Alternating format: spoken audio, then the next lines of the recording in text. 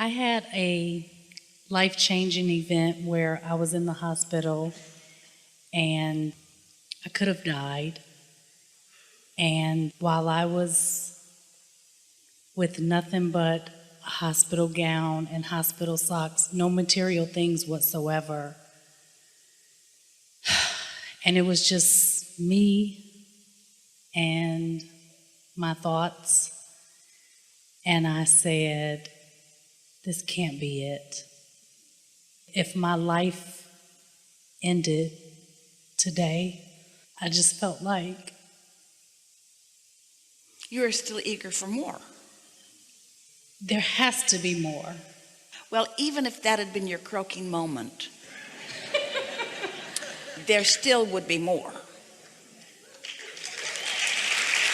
But what you were acknowledging from that contrasting experience is, I want more of this. I'm not done with this. I want more sifting and sorting and deciding and vortexing and aligning and receiving and manifesting. In other words, I've come to do stuff. So what you were in that sort of state of giving in or giving up, there was a releasing of resistance where you felt clarity from your inner being that there is more for you. You're translating it a little differently than your inner being was presenting it to you, which is easy to understand under the circumstances, but you're not done with this.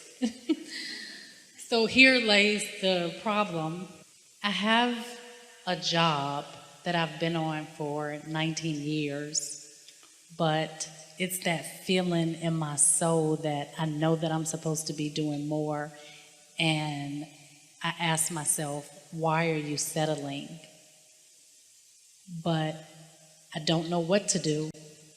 And I don't know if it's fear. Here's the thing that we want you to understand, and you'll hear this easily because you heard all of the other things that we've been talking about, Right. so you're ready to hear this.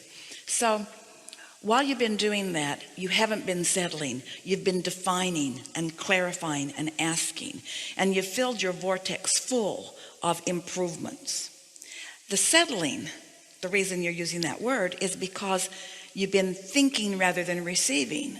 Through all the contrast and all the step wanting that you've been living and all the good and the not so good with that job, you've put so much there that's all moving, it's in motion. The cooperative components have been gathered, and you're going to feel this in a strong way. So brace yourself just a little bit. In the same way that you felt so powerfully, there's got to be more when you were lying there in that hospital bed. There's got to be more. That's the way you feel about this too. There's got to be more, and there is more. But right now, because you can't see it or hear it or smell it or taste it or touch it, because it's got to come along here until you can.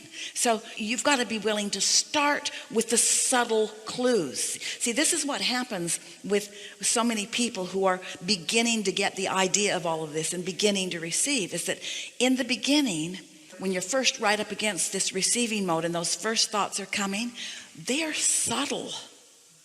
Esther says to Jerry all the time, because he made his transition and now he's talking to her from non-physical, and it was sure a lot easier to hear him when he was in the room with her, because she could be in any mood she chose and she could still hear him. But now she's got to be tuned in, tapped in, turned on, because he's on a different frequency. And as he speaks to her sometimes in the early phases of a conversation about some new subject, sometimes it's so subtle she has to really tune to it, you see. And sometimes when you have to really tune to something, if you're not really in the mood or if you're not practiced at it, you don't do it. And that's what settling is. Settling is reaching for the manifestation because it's easier. It's easier to respond to what you're seeing and hearing than it is to what you're receiving. And sometimes you don't trust yourself quite in the beginning of it because it is subtle. But as you listen, this meditation will take you there easily. And as you listen, you will hear. And as you respond to what you're hearing, you will witness, and then you will know, you see. So settling is just trying to work it out the hard physical action word way, while what you're really wanting to do is tune into your inner being who knows, who will guide you because you said, I don't know what to do or where to go or what I should be doing or how to make it work better or who I should be doing it with or where I should look. In other words, you're full of all of those questions, but your vortex is full of all of those answers. Well, you can't ask questions and receive answers at the same time. So you got to stop asking the question. You've asked it enough. And the answers are there. Now it's time to just sort of chill out, have a good time. Don't worry so much about what you're doing or not doing.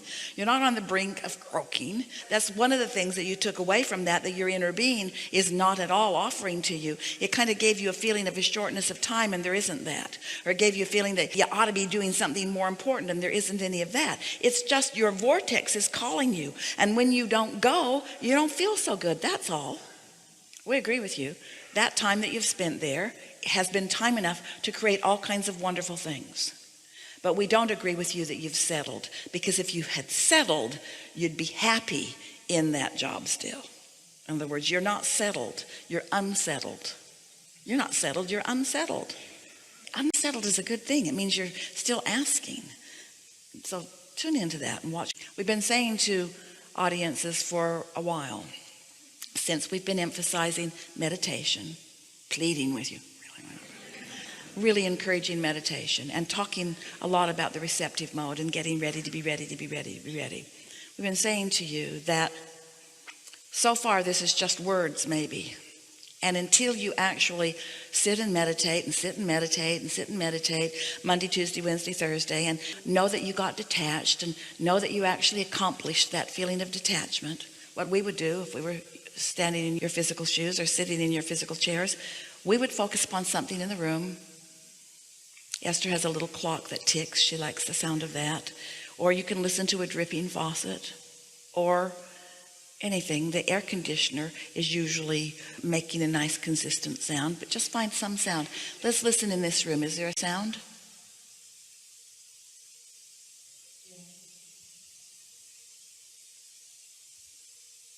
So focus on that sound.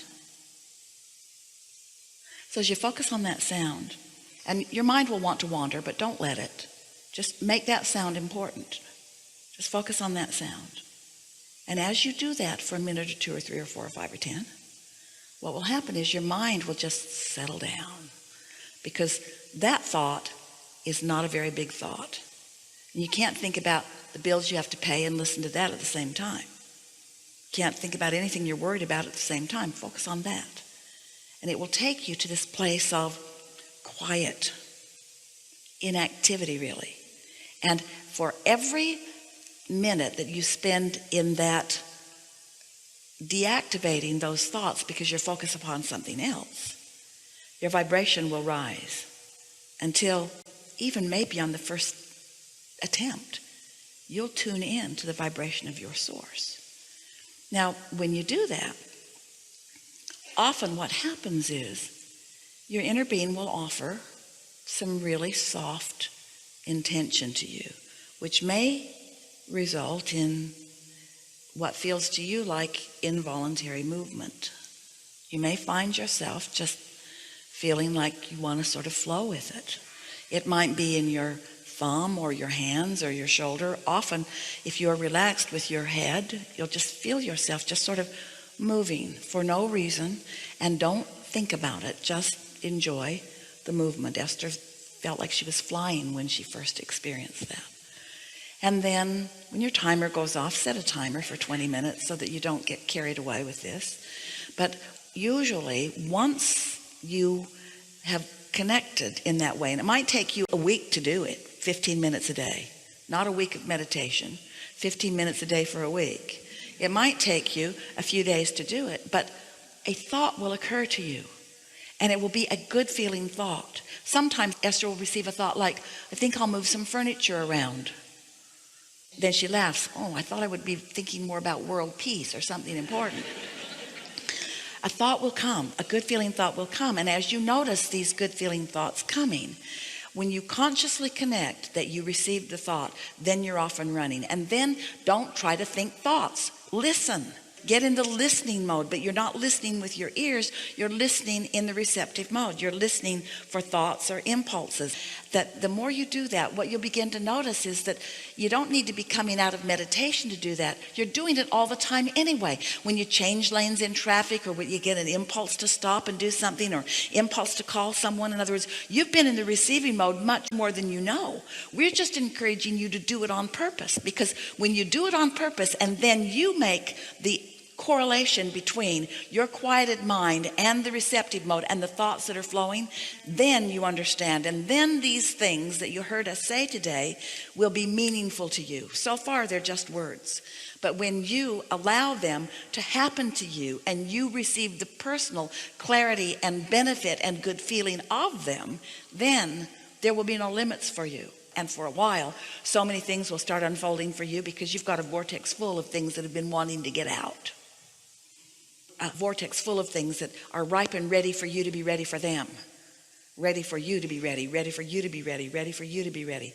So this is what this gathering is all about.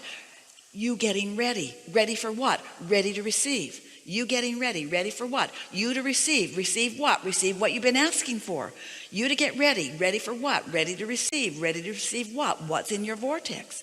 How'd it get there? You getting ready. Ready to receive. Ready to receive what? What's in your vortex that you put there through life? It's just this wonderful cycle of becoming. And of course, you're still wanting more of that. It takes a long time to be born again into a squatty little body with no balance and no teeth and no freedom. It's much better to continue from where you are, you see. Good? Thank you. Yeah.